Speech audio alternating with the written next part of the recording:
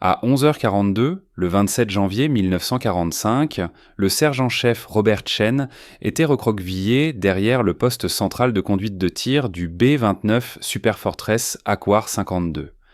À travers le plexiglas, il observait le givre d'oxygène se former lentement tandis que la formation grimpait au-delà de 28 000 pieds, au-dessus du Pacifique. Il avait 22 ans, 11 missions de combat au-dessus du Japon, aucune victoire confirmée.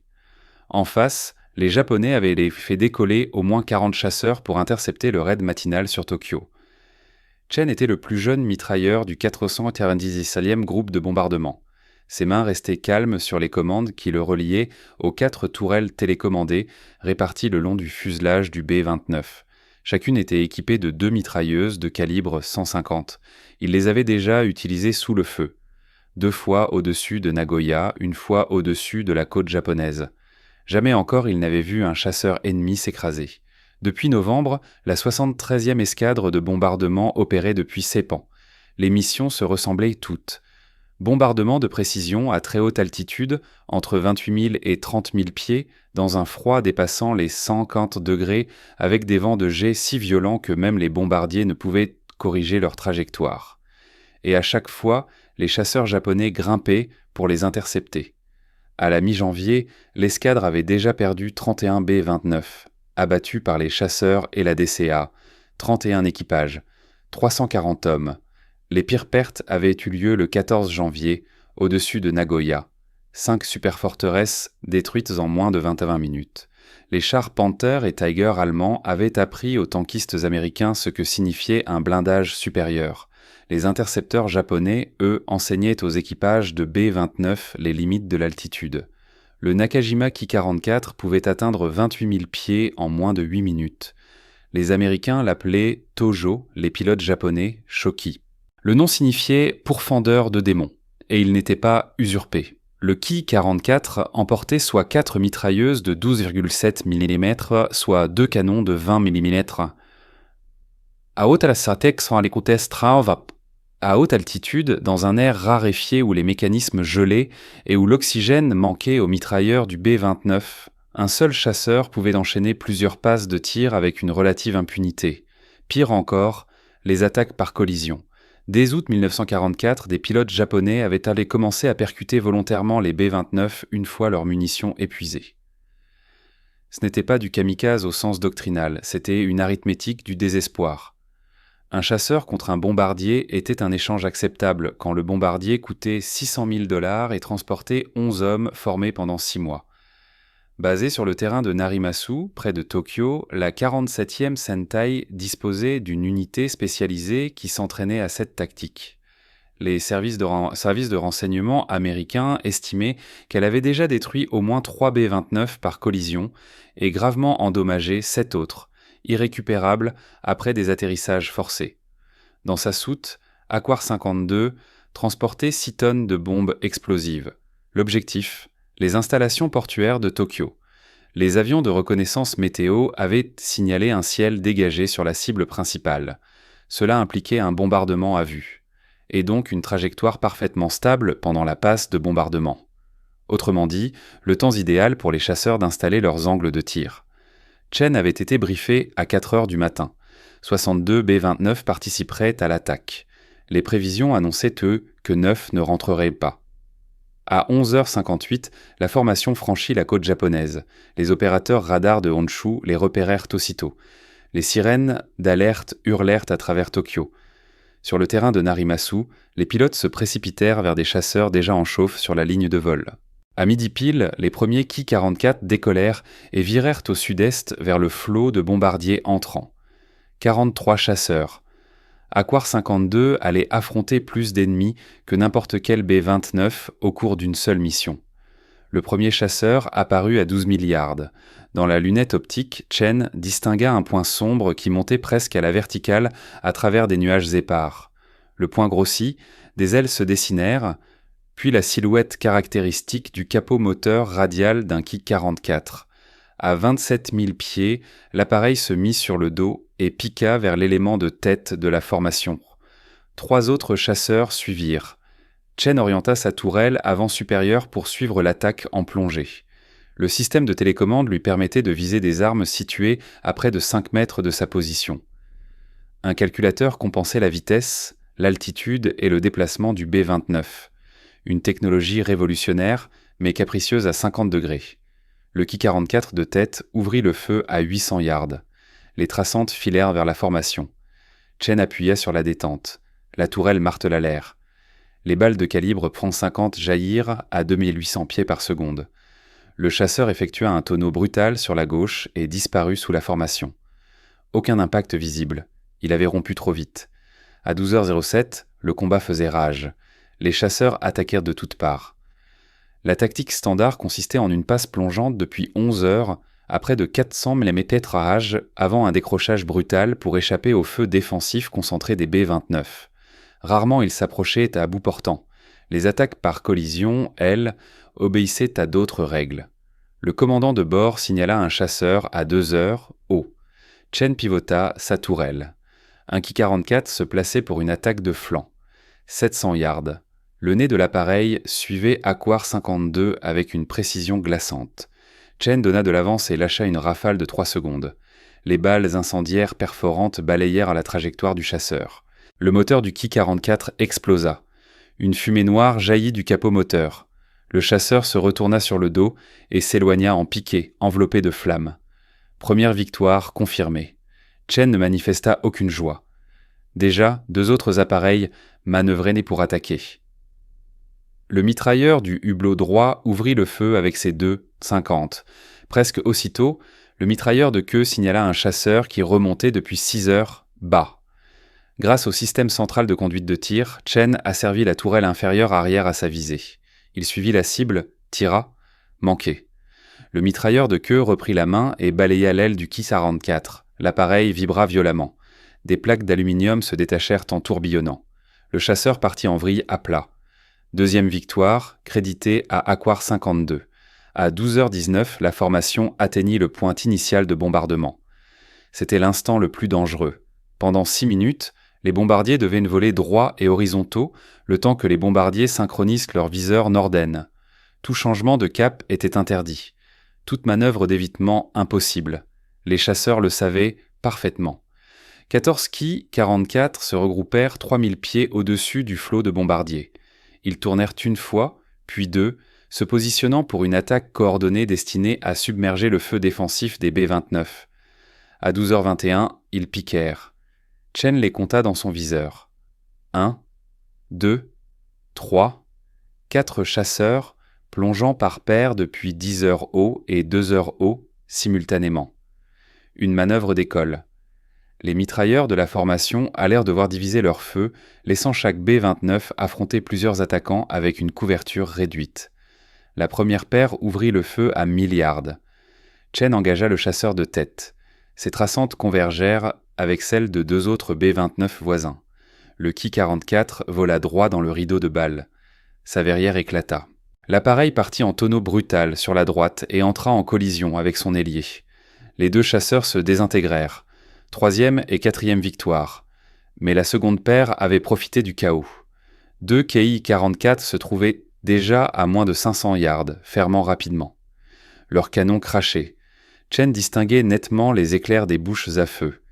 Il pivota sa visée vers le plus proche. Le chasseur ne rompait pas. Aucune esquive. Le pilote avait choisi la collision. Impact dans 4 secondes. Chen continua de tirer. La tourelle avant supérieure déversa ses rafales dans le capot moteur du Ki-44. Les impacts étincelaient sur le nez de l'appareil. 300 yards. 200. Le chasseur traînait de la fumée mais continuait d'accélérer. 100 yards. À 12h22, le Ki-44 percuta le moteur N3 de Aquar 52. Le choc résonna comme un marteau d'acier frappant une chaudière de locomotive. L'hélice du chasseur laboura le capot moteur. Le métal hurla. Le B-29 partit violemment en lacet vers la droite tandis que l'hélice du moteur N3 se détachait et disparaissait dans le vide. L'aile du chasseur se cisailla. Son fuselage fit un tonneau par-dessus le dos du bombardier et s'évanouit. Des débris d'aluminium et d'acier dégringolèrent autour des tourelles.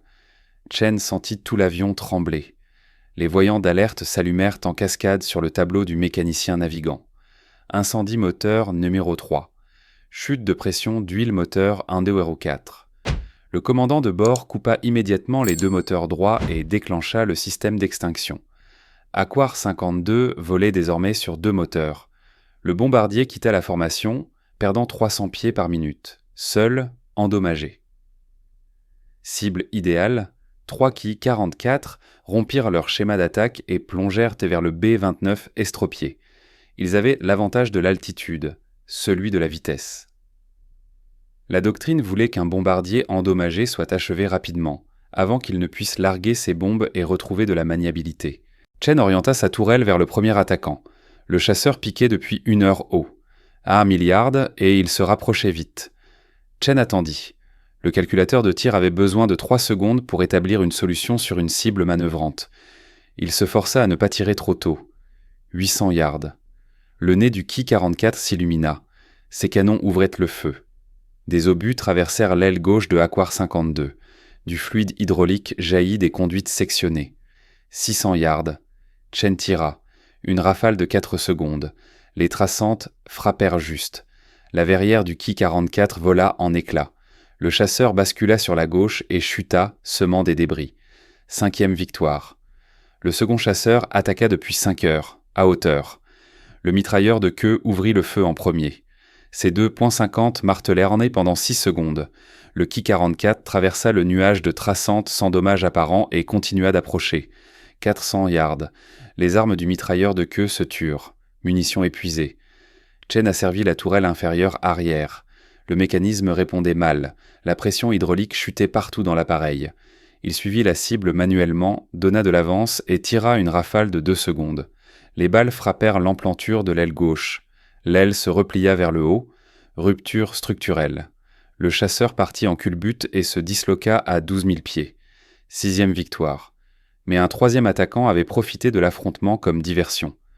Un Ki-44 se trouvait maintenant à 3 heures haut. À 300 yards, ailes à plat, le nez pointé droit sur le cockpit de Aquar 52. Ses canons étaient silencieux. Le pilote avait vidé ses munitions. 2e attaque par collision. Le mitrailleur du hublot droit ouvrit le feu.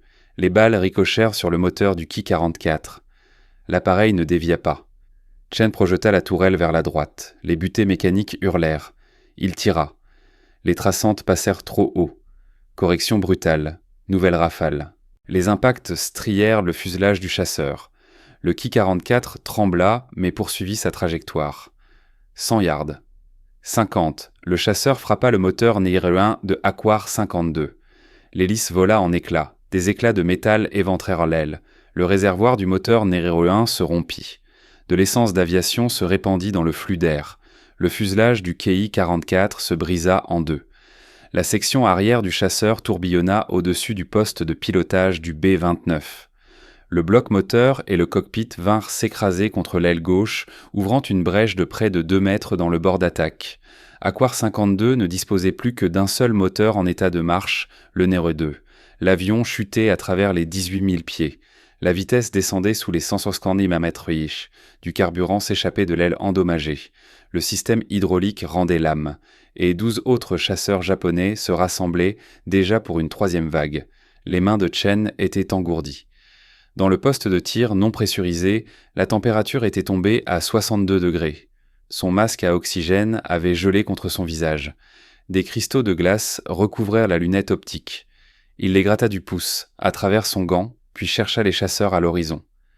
Les 12 Ki-44 se divisèrent en 3 groupes de 4. Une tactique classique de meute. Un groupe feinterait par le haut. Un autre attaquerait par le bas. Le 3e exploiterait la première faille qui apparaîtrait. Contre un B-29 intact, avec tous ses systèmes et ses mitrailleurs opérationnels, la manœuvre était efficace. Contre un bombardier mutilé, à l'hydraulique agonisante et à la couverture de feu incomplète, c'était une exécution. Aquar 52 passa sous les 16 000 pieds. Le moteur survivant ne parvenait plus à maintenir l'altitude. L'aile endommagée générait une traînée énorme. Le commandant de bord ordonna de larguer tout ce qui n'était pas indispensable. Caisses de munitions, outils, matériel de survie. Chaque kilo comptait. Le premier groupe de 4 plongea depuis 12 heures haut. Chen engagea l'appareil de tête à 900 yards. La tourelle supérieure réagissait avec lenteur. La pression hydraulique n'était plus que de 30%. Il tira malgré tout. Le recul secoua l'ensemble du support. Les traçantes montèrent vers le chasseur en piqué. Le Ki-44 esquiva sur la droite. Chen suivit le mouvement et tira de nouveau. La seconde rafale frappa l'aile gauche. La toile se déchira, laissant apparaître la structure interne. L'aile se replia. Le chasseur partit en tonneau et plongea. 7e victoire. Les 3 autres poursuivirent l'attaque. À 600 yards, ils ouvrirent le feu simultanément. Obus de canon et balles de mitrailleuse convergèrent sur Aquar 52 depuis 3 directions. Le compartiment du bombardier encaissa plusieurs impacts. Le plexiglas vola en éclats. Un air glacial hurla à travers le fuselage. Le bombardier fut tué sur le coup par un obus explosif de 20 mm. Chen n'y prêta aucune attention. Il pivota sa tourelle vers le second chasseur. Le calculateur de tir était hors service. La panne hydraulique avait neutralisé toute compensation automatique. Il visa à l'instinct, fort de 11 missions de combat. Il tira. La rafale passa trop bas. Les balles ricochèrent sur le ventre de l'appareil. Le Ki-44 rompit violemment sur la gauche et grimpa en laissant une traînée de fumée. Victoire probable, Chen passa au 3e chasseur. Celui-ci était plus proche. 400 yards, en plongée quasi verticale. Chen lâcha une rafale de 6 secondes. Les canons surchauffaient, malgré le froid extrême. Les traçantes dessinèrent un chemin dans le ciel. Le Ki-44 traversa le rideau de feu. Des impacts criblèrent le capot moteur. L'hélice s'arrêta, se mit à mouliner libre. Le nez de l'appareil s'enfonça. Il passa sous l'aile gauche de Aquar 52 à 200 mm entre les péages et disparut dans les nuages. 8e victoire confirmée. Le 4e chasseur avait profité du chaos pour se placer en attaque de flanc. Il surgit depuis 9 heures, à hauteur, 500 yards. Le mitrailleur du hublot gauche ouvrit le feu avec ses 2 Ken 50.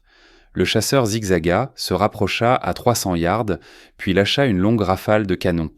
Les obus déchirèrent l'empennage horizontal gauche de Aquar 52. Les câbles de commande cédèrent. L'avion partit en embardée brutale. Le gouvernail se bloqua plein gauche. Le commandant de bord lutta contre les commandes, mit du palonnier inverse, réduisit la puissance du seul moteur encore en vie pour enrayer la rotation. Chen suivit le chasseur alors qu'il passait sous le fuselage et tenta d'asservir la tourelle inférieure. Le mécanisme grinça, saccada. La tourelle pivota de 15 degrés, puis s'immobilisa. Panne hydraulique complète. Le mitrailleur de queue prit le relais. Ses armes fonctionnaient encore, entièrement mécaniques, sans hydraulique. Il tira une rafale de 4 secondes au moment où le Ki-44 redressait après son passage. Les balles frappèrent en la queue du chasseur, le gouvernail se détacha. Le Ki-44 partit en vrille à plat incontrôlé, 9e victoire attribuée à l'équipage de Aquar 52. La deuxième vague de 4 chasseurs était déjà en approche, attaque plongeante depuis 2 heures. Aquar 52 se trouvait à 14 000 pieds, toujours en descente. Vitesse 140 mm/h, dangereusement lente. Le bombardier frôlait la vitesse de décrochage. Un seul moteur ne suffisait plus à maintenir un vol contrôlé avec une aile endommagée et un gouvernail bloqué. Chen n'avait plus que 15 cartouches dans la bande de la tourelle supérieure. Les tourelles inférieures étaient hors service, les postes latéraux manquaient de munitions. Le mitrailleur de queue disposait peut-être de 60 coups. Et 4 chasseurs arrivaient à toute vitesse. Les Ki-44 se divisèrent en 2 paires. L'expérience avait appris aux pilotes japonais qu'un B-29 endommagé restait mortel. Les attaques coordonnées depuis plusieurs angles demeuraient la méthode la plus sûre. La première paire plongea depuis 2 heures haut. La seconde se plaça pour une attaque de suivi depuis 4 heures. Chen suivit le chasseur de tête de la première paire. 800 yards. La tourelle répondait, mais par à-coups. Du fluide hydraulique s'échappait de conduites éventrées dans tout l'avion. À 700 yards, il centra la visée et vida ses 15 dernières cartouches en une seule rafale continue. Les traçantes convergèrent sur le moteur du Ki-44. Les impacts scintillèrent sur le capot. L'hélice se désintégra. Des fragments de métal s'éparpillèrent dans l'air. Le moteur se bloqua net. Une épaisse fumée envahit le chasseur, qui se retourna sur le dos et s'éloigna en chute libre. 10e victoire. Les armes de la tourelle supérieure cliquetèrent à vide. Chen n'avait plus aucune munition. Son poste principal était désormais inutile. Il se glissa précipitamment dans le tunnel de liaison menant à la section arrière non pressurisée. Le mitrailleur du hublot droit avait reçu des éclats dans l'épaule. Il ne pouvait plus manœuvrer ses armes. Chen prit sa place. Le second chasseur de la première paire était déjà en piqué d'attaque. 600 yards. Chen saisit les commandes manuelles des 2 mitrailleuses de calibre .50. Aucun calculateur. Aucune assistance hydraulique. Seulement la force brute nécessaire pour faire pivoter les armes et maintenir la visée. À 400 yards, le Ki-44 ouvrit le feu. Des obus de canon traversèrent l'aile droite de Aquar 52. Chen donna de l'avance et pressa la détente. Le recul frappa violemment ses épaules. Les douilles vides s'accumulèrent dans le sac de récupération. La rafale atteignit le cockpit du chasseur. La verrière éclata. Le Ki-44 partit en tonneau brutal sur la gauche et s'éloigna en vrille. 11e victoire. Mais la seconde paire était déjà engagée. Ils arrivaient depuis 4 heures à hauteur espacée de 300 yards, tirant en approche. L'un visait le poste de pilotage. L'autre cherchait l'emplanture de l'aile, là où se trouvaient les réservoirs. Le mitrailleur de queue engagea l'appareil arrière. Ses dernières cartouches jaillirent en une rafale de 5 secondes.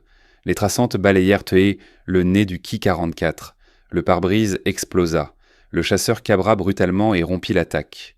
12e victoire, confirmée lorsque l'appareil fut vu tomber à travers les nuages à 11 000 pieds, sans pilote visible. Le chasseur de tête poursuivit, lui, son attaque. Chen tenta de pivoter ses armes, mais l'angle était mauvais. Le poste latéral ne pouvait pas couvrir une cible à 4 heures haut. Il était aveugle face à la menace. Le mitrailleur du hublot gauche prit le relais. Son champ de tir vers l'avant était meilleur. Il tira ses 30 dernières cartouches. La rafale frappa l'emplanture de l'aile gauche du Ki-44. Du carburant jaillit des réservoirs éventrés. Le chasseur vira violemment à droite pour rompre. L'aile endommagée ne supporta pas la contrainte. Rupture au longeron. L'aile se détacha. Le chasseur bascula et tomba. 13e victoire.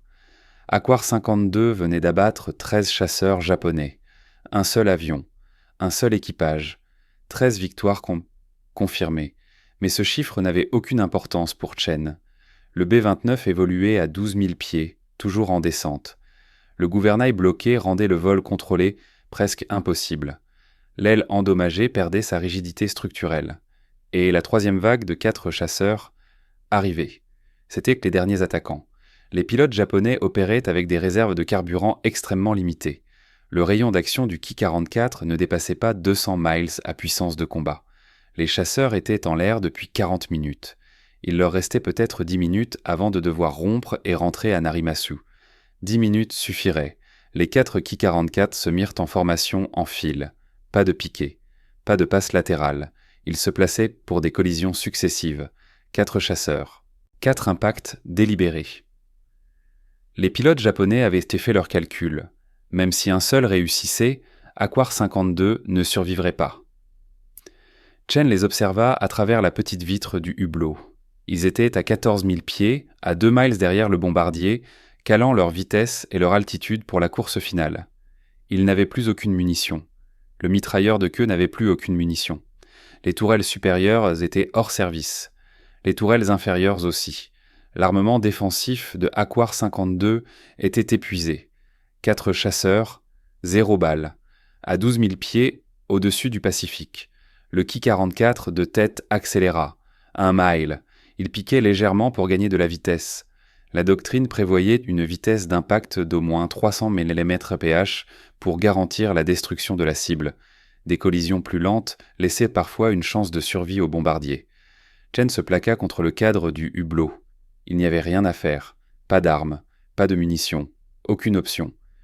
Le commandant de bord tentait des manœuvres d'évitement, mais le gouvernail bloqué limitait sévèrement le contrôle. Le B-29 pouvait seulement incliner doucement à gauche ou à droite. Impossible d'exécuter des écarts violents capables de briser la visée d'un chasseur. Le Ki-44 arriva à un demi-mile. Chen distinguait maintenant les détails. Le camouflage vert sombre, le cercle rouge Inomaru sur le fuselage, le cône d'hélice peint en jaune, marque de la 47e Sentai. Le nez du chasseur était parfaitement aligné avec la dérive verticale de Aquar 52. Impact dans 15 secondes. Puis quelque chose changea. Le moteur du Ki-44 se mit à cracher une fumée noire, pas à cause des tirs. Une panne mécanique. Les moteurs radio Nakajima Ha-109 supportaient mal une puissance maximale prolongée. Les températures de culasse dépassaient vite les limites. Le grippage était fréquent. L'hélice s'arrêta, le moteur était mort. Privé de poussée, le Ki-44 ne put maintenir sa trajectoire d'interception. Il perdit de la vitesse, puis de l'altitude. Le pilote tenta de redémarrer. Échec. Le chasseur glissa sous la queue de Aquar 52 et s'éloigna vers le bas. L'attaque par collision avait été avortée, non par le feu défensif, mais par la mécanique. 14e victoire, créditée à Aquar 52. Aucune balle tirée. Aucun mitrailleur ne revendiqua le coup. Mais l'appareil fut perdu au combat, victime des contraintes extrêmes imposées à un moteur déjà à bout. Les services de renseignement confirmeraient plus tard que le Ki-44 s'écrasa dans le Pacifique, à 18 miles à l'est de Tokyo. Le pilote n'y survécut pas. 14 victoires se confirmaient. Un seul B-29, une seule mission, le total le plus élevé jamais enregistré pour un bombardier au cours d'une mission unique dans le théâtre du Pacifique. Les 3 chasseurs restants renoncèrent à leurs attaques par collision. Leur carburant atteignait un niveau critique. Ils irèrent vers le nord-ouest en direction de Narimasu et prirent de l'altitude. Le combat était terminé.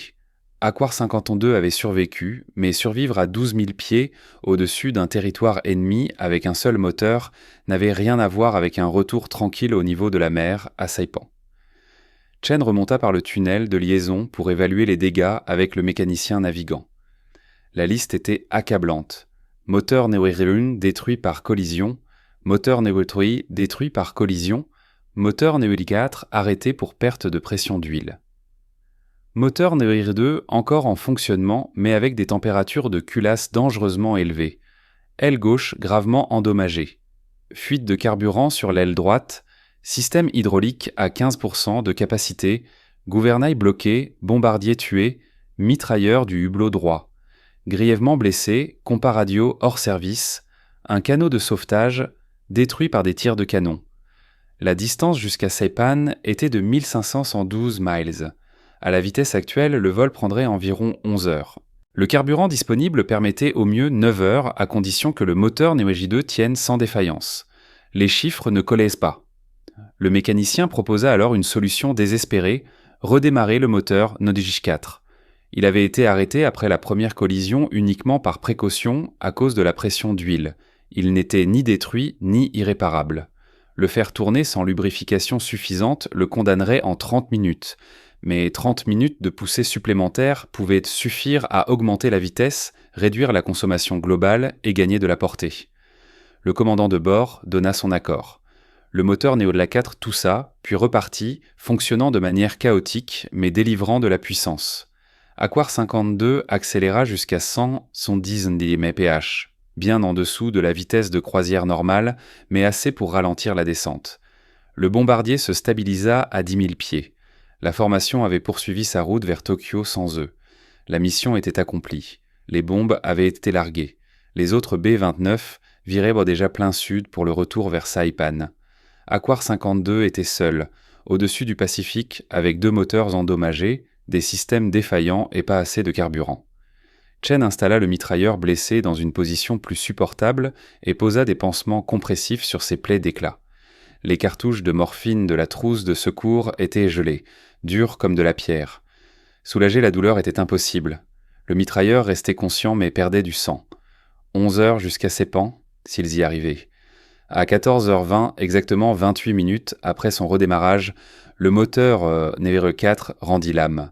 Les culasses avaient dépassé leur limite thermique. Les composants internes se grippèrent. L'hélice tourna en moulinet pendant 6 secondes, puis s'arrêta net. Le commandant de bord mit l'hélice en drapeau pour réduire la traînée et coupa l'alimentation. Aquar 52 revenait à un seul moteur. L'altitude chuta immédiatement. 10 000 pieds, 9 500, 9 000, le moteur radial, Curtis Wright du poste Neo 2, était désormais seul à maintenir 32 tonnes de bombardiers mutilés en l'air. Le navigateur recalcula l'autonomie, 7 heures de vol restantes. La distance jusqu'à Saipan était encore de 900 miles, toujours impossible. Le mécanicien suggéra alors de larguer les réservoirs auxiliaires de soute. Ces réservoirs, installés pour les missions de très longue portée au-dessus du Japon, étaient désormais vides, Mais leur structure pesait encore environ 400 livres, un poids mort sans utilité. Ils furent largués à 14h45. Le B-29 gagna légèrement en portance, récupéra une centaine de pieds d'altitude. L'estimation de consommation s'améliora de 6 minutes. Toujours insuffisant. Chen resta au poste du hublot droit auprès du blessé. Les saignements étaient maîtrisés, mais l'homme entrait en état de choc. Sa température corporelle chutait dans le fuselage non pressurisé.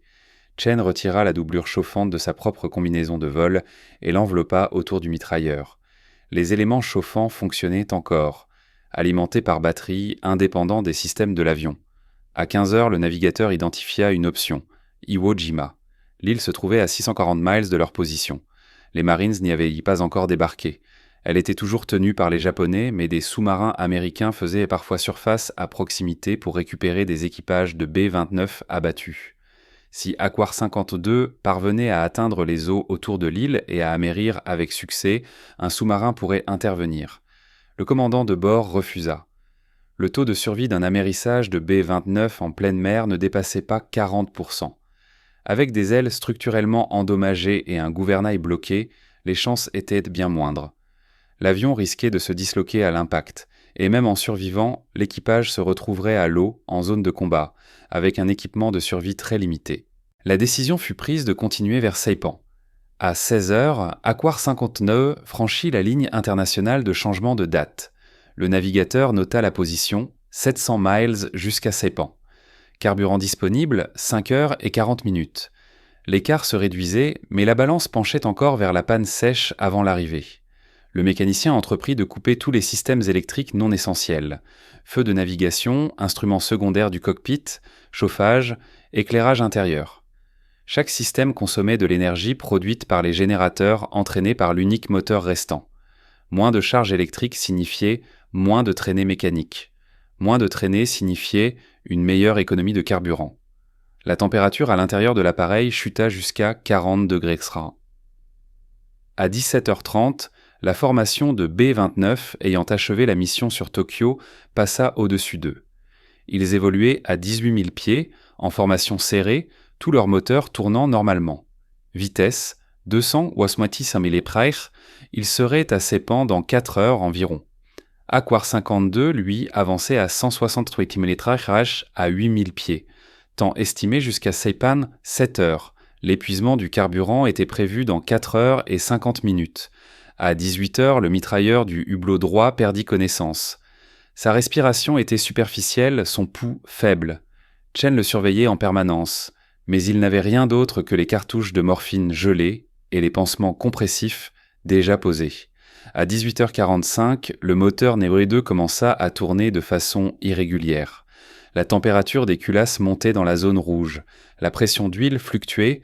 Le moteur fonctionnait à puissance continue maximale depuis près de 7 heures. En conditions normales, les moteurs radio Curtiss-Wright R33150 n'étaient certifiés que pour 4 heures à ce régime. Ces conditions n'avaient rien de normal. Le mécanicien réduisit légèrement la puissance pour tenter de préserver le moteur. La vitesse tomba à 150 mph. La consommation s'améliora, mais le temps de trajet augmenta. À 19h, le navigateur annonça la distance restante. 400 miles jusqu'à Saipan. Carburant estimé, 3h20. Les chiffres ne correspondaient toujours pas, mais l'écart se réduisait. À 20h, le mitrailleur du hublot droit cessa de respirer. Chen tenta une réanimation. L'air glacé rendait les compressions thoraciques presque impossibles à travers la lourde combinaison de vol. Après 4 minutes, le mécanicien constata le décès. Le corps fut laissé en place. Le déplacer n'aurait servi à rien et aurait épuisé une énergie vitale pour les survivants. Le moteur NR2 continuait de tourner. La température des culasses restait dans le rouge, mais il ne se grippait pas. La pression d'huile oscillait entre 40 et 60 psi, le minimum acceptable étant 50 st. Le moteur fonctionnait au bord de la rupture. À 21h, le navigateur aperçut des feux de navigation. Un destroyer de la Navy se trouvait à 20 miles à l'est, en patrouille au sud d'Iwo Jima. Il ne pouvait rien faire pour eux, impossible de ravitailler un avion en vol, mais sa position confirmait que les calculs étaient exacts. À 21h45, les jauges indiquaient 30 minutes de carburant. La distance jusqu'à Saipan était encore de 120 miles. À la vitesse actuelle, il leur faudrait 48 minutes. Toujours trop long. Le mécanicien transféra tout le carburant restant des réservoirs d'ailes vers le réservoir dédié au moteur Nelen 2. Pompe, vanne de croisement, circuit d'urgence, chaque goutte d'essence fut dirigée vers l'unique moteur encore vivant. À 22 heures, Aquar 52 se trouvait à 60 miles de Saipan. Les jauges affichaient 15 minutes. Le navigateur distinguait déjà les feux de piste de l'aérodrome d'Islay Field, à l'extrémité sud de l'île. Distance 8 miles. Le bombardier était à 4000 pieds, en descente. Le moteur n'est que de tout ça. Manque de carburant. Il reprit. Tourna rond pendant 20 secondes, tout ça encore. L'hélice se mit en moulinet. Le moteur redémarra. La puissance variait sans cesse. À 3 miles de la piste, à 2000 pieds, la tour d'Islay Field donna l'autorisation d'atterrissage d'urgence. Les équipes de crash étaient en place. Les ambulances alignées le long de la piste. Le train d'atterrissage refusa de sortir. Panne hydraulique. Le mécanicien tenta le déploiement manuel à l'aide de la manivelle d'urgence. Le train avant se verrouilla. Le train principal gauche aussi. Le train principal droit resta rentré, endommagé lors des attaques des chasseurs. À 1 mile de la piste, à 1000 pieds d'altitude, le moteur Nevere 2 s'arrêta définitivement. Carburant épuisé. L'hélice s'immobilisa. Aquar 52 devint un planeur, 32 tonnes d'aluminium et d'acier, sans propulsion, avec un train asymétrique. Le commandant de bord visa la piste. Vitesse 130 mm/pitre. Taux de descente 800 pieds par minute. Trop rapide, trop raide. Le B-29 franchit le seuil de piste à 300 pieds, encore trop bas. Il toucha le sol à mi-piste à 110 mph. Le train gauche s'effondra immédiatement. L'avion partit en embardée. L'aile gauche heurta le béton. Le métal hurla. Des gerbes d'étincelles jaillirent. Aquar 52 glissa sur 1500 pieds et s'immobilisa dans la terre en bord de piste. Tous les survivants évacuèrent par la trappe arrière. 10 hommes. Le bombardier et le mitrailleur du hublot droit n'avaient pas survécu. L'appareil fut déclaré perte totale. Les dommages structurels rendaient toute réparation impossible. Aquar 52 avait parcouru 1512 miles sur un seul moteur, abattu 14 chasseurs japonais en une mission, survécu à 2 attaques par collision et ramené 10 hommes vivants. Si cette histoire t'a touché autant que nous, fais-nous une faveur. Clique sur j'aime. Chaque like aide à faire connaître ces récits oubliés de la Seconde Guerre mondiale. Abonne-toi et active les notifications. Chaque jour, nous sortons des archives des histoires de mitrailleurs et d'équipages qui ont combattu avec des mitrailleuses de calibre 150 et une détermination sans faille. De vraies personnes. Un courage bien réel. Laisse un commentaire et dis-nous d'où tu regardes. États-Unis, Royaume-Uni, Canada, Australie, notre communauté s'étend sur le monde entier. Tu n'es pas seulement spectateur. Tu participes à faire vivre ces mémoires. Dis-nous si quelqu'un de ta famille a servi. Dis-nous simplement que tu es là. Merci de regarder. Et merci de veiller à ce que Robert Chen et l'équipage d'Aquar 52 ne disparaissent pas dans le silence. Ces hommes méritent d'être souvenus, et tu aides à ce que cela arrive.